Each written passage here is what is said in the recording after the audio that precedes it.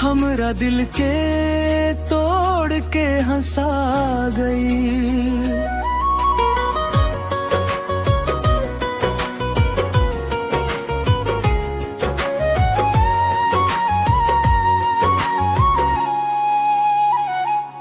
जवन सपना सजवनी तोहरे साथे, ओ सपना के राख बना गइल।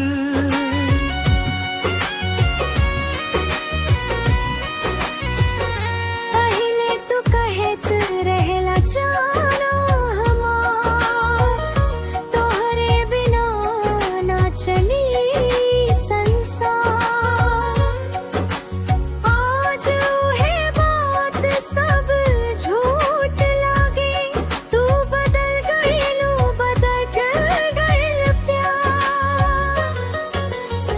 रात भर जागी तोहरा याद में, आँख से आंसू गिरे बरसात में।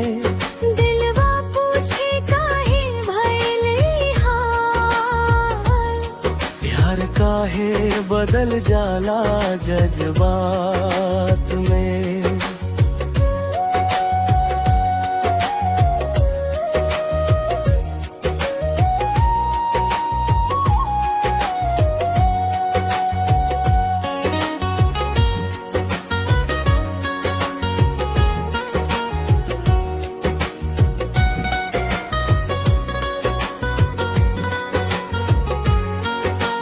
हंसत रहलू गैरन के साथे, हम रोवत रहनी अंधियारी रात में। कसम खा के जे साथ निभावे के, ओही दिलवा के तू ठग बात में। पियापन रंग तू दिखा गई, हमरा दिल के तोड़ के हंसा गई।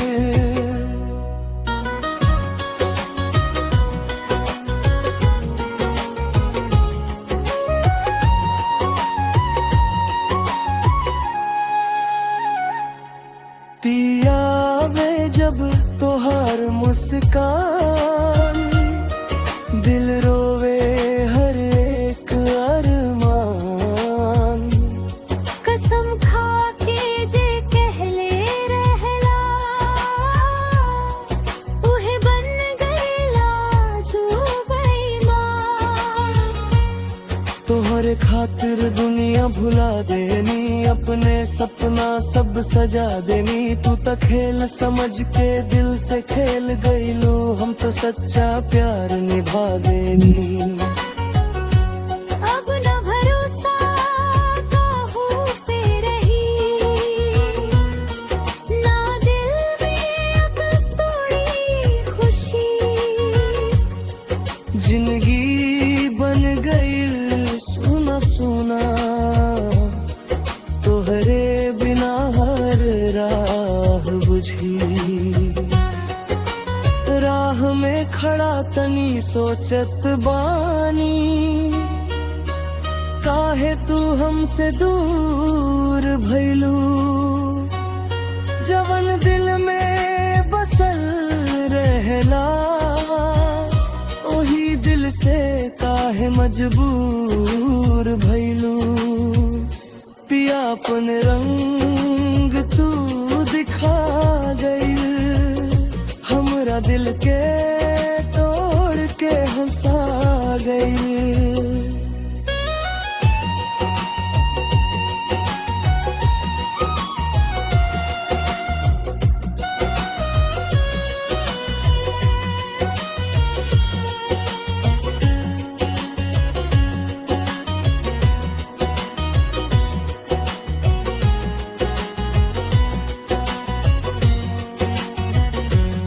तोहरे नाम के हर धड़कन रहे, तोहरे खातिर हर एक अरमा रहे। आजू है दिल टूट के बिखर गई, काहे न समझलू सच्चा सच्चा इंसान रहे। तू त बदल गईल मौसम जैसन हम ताजो है खड़ा बनी तोहरे इंतजार में हर बिन आँख में आस के दिया जगा बानी। सपना में आजो तू आवेलू दिलवा के और रुलावेलू। नींद टूटे त खालीपन लागे, हर खुशी से दूर ले जावेलू। कहाँ गई प्यार की बात, कहाँ गई ऊ साथ निभावे के जज्बात। अब त बस याद बन के रह गईलू। टूट गईल हर एक ख्वाब।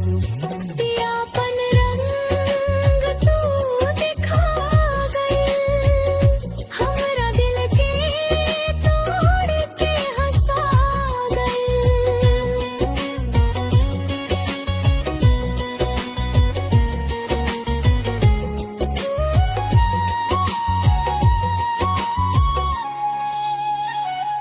अब त सीख गई नी हमें बात,